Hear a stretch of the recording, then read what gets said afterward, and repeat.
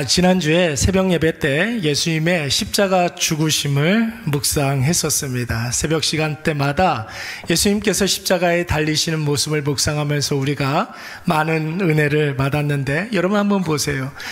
십자가 예수님 지시기 전에 로마 군병에게 수많은 고통을 당하셔야만 했습니다.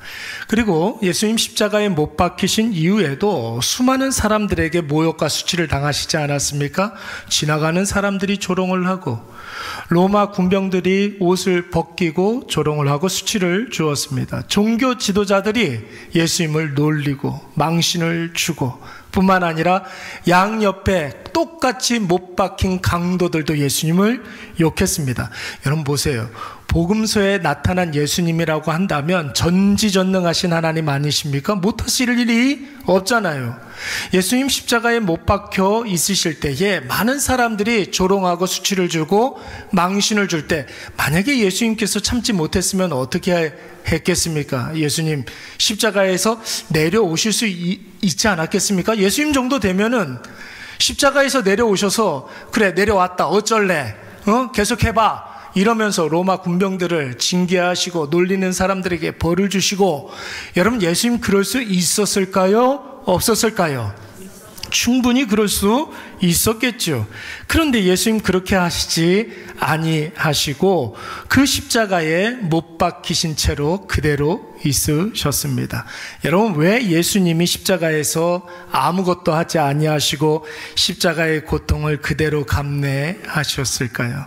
여러 가지 이유로 설명할 수 있겠지만, 이번 주에 제가 이 말씀을 깊이 묵상하면서 받았던 은혜는 무엇이냐면, 예수님 아버지 되신 하나님을 믿으셨기 때문에. 어떻게 하셨기 때문에? 하나님을 믿으셨기 때문에 그 십자가의 고난을 그대로 감당하셨던 것입니다. 하나님이 완전하시고 영원하시고 전능하심을 믿었기 때문에 그 십자가 사역이 끝나고 나면 반드시 하나님께서 수천 년 동안 계획하셨던 그 구원 계획을 다 이루시고, 뿐만 아니라 이 십자가 사역을 통해서 사망에 빠져있는 죄인들이 하나님께로 가는 길이 열릴 것임을 믿었기 때문에 오늘 예수님은 그 십자가의 고통을 기꺼이 감내하실 수 있으셨던 것입니다. 여러분, 우리가 주일마다 묵상하는 창세기 22장 이 아브라함 시험장에서도 이와 유사한 장면이 나오고 있습니다. 오늘 여러분 9절 말씀을 한번 보실까요? 9절 말씀에 보면 아브라함은 이삭을 어떻게 했다고 그랬습니까? 이삭을 결박하여서 제단 나무 위에 올려놓았다는 것입니다. 여러분 한번 생각을 해보세요. 지난 시간에도 말씀을 드렸지만 이때 이삭의 나이가 몇 살 정도 되었다고 그랬어요? 15살에서 17살 정도가 되었다고 그랬습니다. 아브라함이 이삭을 100세에 낳았기 때문에, 여러분 아브라함은 이때 당시의 나이가 한 115살에서 117살 정도가 되었을 것입니다. 여러분, 어떻게 호호 할아버지 아브라함이 혈기왕성한 이삭을 결박할 수 있었겠습니까? 이삭에게 말 안 하고 모리아 산까지는 어떻게 이삭을 데려올 수 있었을 거예요. 그런데 여러분, 115살 먹은 그 할아버지가 청소년 이삭을 여러분 꽁꽁 결박하여 묻는다는 것은 여러분 어려운 일 아니겠습니까? 이것은 분명히 아버지 아브라함이 이삭을 결박한 것이 아니라 이삭이 결박을 당해 준 것입니다. 그래요. 여러분, 이삭이 아버지가 하시는 그 모든 일들을 그대로 보고만 있었던 거예요. 여러분, 왜 이삭이 결박을 당해 주었을까요? 왜 이삭이 순순히 제단에 자기 발로 올라갔겠습니까? 설교자의 상상력을 총동원해서 이 말씀을 좀 재구성해 보면, 분명히 아브라함이 이삭을 결박하기 전에 무턱대고 이삭을 묵지 않았을 거라는 거죠. 분명히 아버지 대신 이 아브라함이 아들 이삭에게 이 상황을 설명하는 시간이 분명히 있었을 겁니다. 아버지가 아들의 눈을 바라보면서, 이삭아, 하나님이 너를 번제로 드리라고 하신다. 그러나 아버지는 하나님의 약속을 믿는단다. 하나님은 너를 통하여 수많은 후손을 주신다고 약속했고 또한 너에게 이 가나안 땅을 주심마 약속하셨단다. 그러니 아무 걱정도 하지 말아라. 하나님은 너를 절대 죽이지 않는단다. 혹 아버지가 너를 죽인다 할지라도 하나님은 너를 분명히 다시 살려내 주실 것이다. 분명히 이렇게 이야기하셨을 거예요. 이삭은 하나님 아버지의 이 말을 믿었습니다. 그래서 아브라함이 자신을 결박할 때 결박당해 주었던 것이고, 아브라함이 이삭을 제단에 올릴 때에 이삭은 스스로 그 제단에 올라갔었던 것입니다. 여러분, 성경에 여러 감동적인 이야기들이 굉장히 많이 있지만 여러분 어떻습니까? 오늘 이 아브라함과 이삭의 이 번제단 앞에서의 대화, 그들의 결정, 여러분 이보다 더 감동적인 장면이 또 어디 있겠습니까? 나이 어린 청소년 이삭이 여러분 어떻게 눈에 보이지 않는 하나님을 믿을 수가 있겠습니까? 여러분 한번 생각을 해보세요. 여러분들이 15살, 17살 때 어떻게 절절한 믿음으로 하나님을, 보이지 않는 하나님을 믿을 수 있었겠습니까? 아브라함 자신도 70세에 하나님께 부르심을 받아가지고 무려 40년 넘게 엄청난 연단과 훈련을 받은 이후에야 완전하신 하나님, 영원하신 하나님을 믿을 수 있었던 거예요. 무려 40년 넘게 산전수전 다 겪은 이후에야 영원하신 하나님을 믿을 수가 있었는데, 이삭은 여러분 이제 겨우 15살, 17살밖에 되지 않습니다. 보이지 않는 하나님을 몰라요. 이삭은 보이는 아버지를 믿었기 때문에 하나님을 믿은 줄로 믿습니다. 아버지의 그 말을 믿었기 때문에 순순히 결박을 당해 준 거예요. 많이 아픈 아들이 이제 수술실에 이렇게 들어가게 되는데 아버지가 아들에게 이야기합니다. 아들아, 수술은 조금 어려울 수 있어도, 수술한 이후에 조금 아플 수는 있어도 이 수술이 끝나고 나면 너도 다른 애들이랑 어울려가지고 힘차게 뛰어놀 수가 있어. 이 수술 우리 잘 이겨내자. 아빠하고 너하고 꼭 이 수술 잘 이겨내자. 아빠 믿지? 하면서 들어가는 거하고 똑같은 이치인 거예요. 여러분, 우리 자녀들을 한번 보십시오. 눈에 보이는 것에 의해 모든 것이 결정되는 우리 사랑하는 어린 자녀들, 어떻게 눈에 보이지 않는 하나님을 믿을 수가 있겠습니까? 자신의 전부인 엄마와 아빠가 자신의 삶에서 역사하시는 하나님을 자세히 설명해 줄 때, 그때 비로소 자녀들이 부모의 그 말을 믿고 하나님을 믿을 수가 있는 것입니다. 여러분, 부모는 어떤 존재입니까? 부모는 믿음으로 행하고, 왜 부모가 그렇게 행동하는지를 자녀에게 잘 설명해 주는 게 바로 부모가 해야 할 일이에요. 여러분 한번 생각을 해보세요. 부모의 말이 자녀에게 잘 통하는 그런 나이가 여러분 평생 그렇게 지속됩니까? 여러분 30살 먹고 20살 먹은 자녀들이 부모의 말을 잘 들어요? 그렇지 않습니다. 제가 이렇게 생각을 해보니까 자녀들 한 2살에서 한 13살까지는 부모의 말이 잘 이렇게 먹히는 것 같아요. 그렇죠. 근데 그 이후에는 부모가 무슨 말을 하든지, 옆에서 무슨 말을 하든지 잘 듣지 않아요. 자녀들의 모든 결정들에 결정적인 영향을 미치는 건 친구들이에요. 유튜브에서 본 거예요. 텔레비전에서 본 것을 가지고서 그의 모든 삶을 결정하게 됩니다.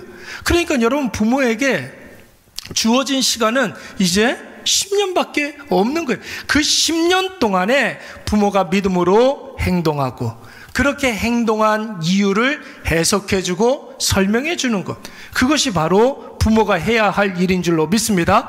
그때 여러분 비로소 우리 사랑하는 자녀들이 자기의 언어로, 성년이 되었을 때 자기의 삶으로 하나님을 고백할 뿐만 아니라 부모 당대보다 더 많은 하나님의 은혜를 경험하면서 더 크신 하나님을 체험하게 될 줄로 믿습니다. 그러면서 그 가정에서 믿음의 거장이 나올 수가 있게 되는 것이죠. 여러분, 다 그렇지는 않아도 여러분 성도들 중에는, 특히 초신자들 가운데는 눈에 보이는 하나님보다 눈에 보이지 않는 목회자에 의해서 신앙적인 감동을 받거나 혹은 반대로 큰 시험에 빠지는 경우들이 종종 있습니다. 그렇지 않습니까? 하나님은 눈에 보이지 않기 때문에 눈에 보이는 목회자나 교회의 어떤 여러 가지 모습들 때문에 감동받고 시험 드는 그런 일들이 종종 있어요. 그래서 여러분, 하나님은 종종 성도들 눈에 보이는 교회와 목회자들을 통해서 성도들에게 분명한 메시지를 주실 때가 있죠. 그래서 설교자에게는 설교도 중요하지만 그 설교대로 사는가, 그것도 굉장히 중요한 것입니다. 여러분 보세요. 목회자가 말씀을 해석해주고 설명해주고 또한 자신이 해석하고 설명해준 대로 목회자 스스로가 살아갈 때 여러분, 성도들이 그거 다 보고 있거든요. 설교만 듣는 것이 아니라 목회자의 삶, 그가 어떻게 살아가고 있는가도 보고 있거든요. 그 목회자의 삶을 보면서 그대로 자기의 삶에 적용하지 않습니까? 목회자에게 들은 말씀이 그대로 나에게 이루어질 것이다, 이 확신을 갖게 되는 것이고, 목회자를 통하여 목격한 그 삶이 나에게도 그대로 일어나게 될 것이다. 여러분, 이러한 믿음이 있는 줄로 믿습니다. 그러면서 여러분, 초신자들이 여러분 조금씩 성장해 가고 발전해 가게 되는 거예요. 그래서 여러분, 목회자로 부르심을 받은 사람들에게는 여러 시험이 있는 것입니다. 목회자가 당하는 그런 시험을 이상한 일로 여겨서는 안 되는 것이죠. 여러분, 이삭도 마찬가지예요. 이삭은 보이지 않는 하나님은 몰라도 보이는 아버지 아브라함에 대한 신뢰가 있었어요. 그랬기 때문에 이삭은 결박을 스스로 당해줄 수도 있었거니와 제단 위에 기꺼이 스스로 자기가 올라갈 수 있었던 것이죠. 지난 시간에 여러분, 아브라함이 하나님께 믿을 만한 사람이었기 때문에 하나님의 구원 계획을 아브라함을 통해서 세상에 알려주셨다, 이렇게 이야기하지 않았습니까? 여러분 보세요. 아브라함은 하나님께만 믿을 만한 사람이 아니었고 아들 이삭에게도 믿을 만한 사람인 줄로 믿습니다. 그렇기 때문에 이삭도 자기 몸을 아버지 아브라함에게 기꺼이 내어줄 수가 있었던 것입니다. 사랑하는 여러분, 저와 여러분도 우리가 사는 그곳에서 눈에 보이지 않는 하나님을 믿지 못하는 사람들에게 완전하신 하나님을 잘 설명해 줘야 될 줄로 믿습니다. 영원하신 하나님을 확실히 보여줄 수 있는 사람들이 되시기 바랍니다. 여러분, 저는 목회자이기 때문에 제가 설교한 대로 살아서, 그리고 전능하신 역사하시는 하나님을 증명해내는 것이고, 여러분이 아버지라면, 여러분이 어머니라면 자녀들에게 보이지 않는 하나님을 보여주시기 바랍니다. 여러분, 누군가를 전도하고자 하신다면 그 사람의 삶에 일어나는 여러 가지 하나님의 역사를, 그것을 똑바로 보고 해석해주고 설명해주고 여러분, 그 하나님을 여러분 보여줘야 할 줄로 믿습니다.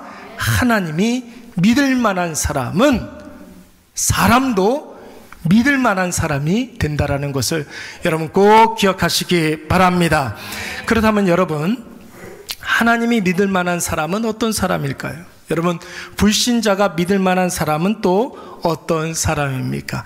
우리 다 같이 12절의 말씀을 다 같이 함께 읽도록 하겠습니다. 시작. 사자가 이르시되 그 아이에게 내 손을 대지 말라. 그에게 아무 일도 하지 말라. 내가 내 아들 내 독자까지도 내가 아끼지 아니하였으니 내가 이제야 내가 하나님을 경외하는 줄을 아노라. 아멘. 네가 내 아들 내 독자까지도 내게 아끼지 아니하였으니. 여러분, 이 말씀 무슨 뜻이냐면, 너가 정말로 소중하게 생각하는 아들 이삭까지도 나에게 주었으니 아유 내가 감동받았다. 여러분, 이런 뜻이 아닙니다. 이 말은 무슨 뜻이냐면, 네가 100세에 얻은 아들을 너의 것으로 여기지 아니하고 자신의 것으로 여기지 아니하고 하나님의 것으로 믿었으니 내가 이제 그것을 알았다, 이런 뜻이 되는 것입니다. 여러분, 우리가 헌금을 왜 합니까? 나에게 있는 그런 많은 그런 물질들 가운데 일부를 하나님께 드리는 거예요? 아니면 나에게 있는 모든 것들은 다 하나님께로부터 왔는데 그것을 고백하는 심령으로 일부를 떼어서 하나님께 드리는 것입니까? 전자예요? 후자예요? 후자죠. 나에게 있는 모든 것들이 하나님의 것이라는 사실을 우리가 인정하면서 여러분 그 중에 일부를 하나님께 드리는 거예요. 여러분 아브라함도 마찬가지였어요. 이 이삭, 너무나 소중한 이삭, 여러분 100세에 얻은 이 아들 이삭이 자기 것이라고 생각하지 않았다라는 거예요. 누가 주셨다고요? 하나님이 주셨다라는 사실을 지금 오늘 이 모리아 땅에서 하나님 앞에 고백하고 있는 것입니다. 여러분 오늘 하나님의 이 선포로 인하여서 아브라함이 하나님의 시험을 통과한 줄로 믿습니다. 하나님이 아브라함의 믿음을 인정해 주신 줄로 믿습니다. 아브라함에 대한 하나님의 믿음을 오늘 이 말씀을 통하여서 확인시켜 주신 거예요. 언제 그렇습니까? 하나님이 아들 이삭을 바치라고 명령을 하셨을 때 아침 일찍 출발했을 때 하나님께서 인정해 주셨습니까? 아니에요. 두 종을 데리고 사흘 동안 곧장 모리아 땅으로 직행했을 때 하나님께서 인정하셨을까요? 모리아산 초입에서 두 종에게 우리가 너희에게로 돌아오리라 이렇게 이야기했을 때 인정한 것이 아니었습니다. 제단을 만들고 이삭을 결박하여서 그 제단 위에 올려놨을 때였습니까? 그것도 아니죠. 칼을 잡고 이삭에게 칼을 들어 내리칠 때 그때 하나님께서 아브라함아 아브라함아 부르신 줄로 믿습니다.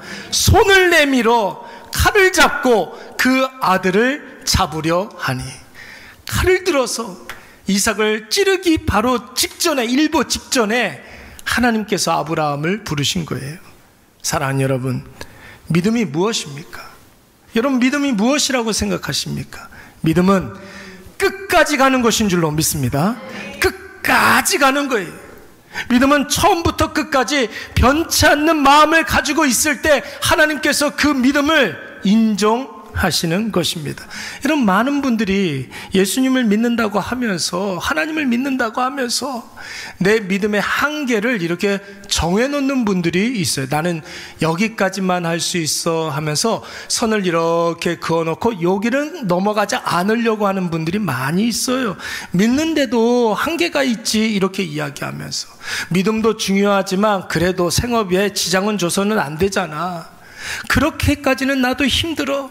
나도 어쩔 수 없어서 여러분 이런 말들을 가지고서 신앙생활 하시는 분들이 많이 있습니다. 여러분 믿음은 그런 게 아니에요. 그런 게 아니에요. 끝까지 가는 것입니다. 끝까지 가는 거예요. 우리가 하나님을 믿는다고 할 때 여러분 이 믿음은 히브리어 말로는 바타 이렇게 발음을 합니다. 바타라는 말은 여러분 어딘가에 내 몸을 이렇게 기대는 거예요. 내 모든 체중을 거기에 맡기는 것입니다.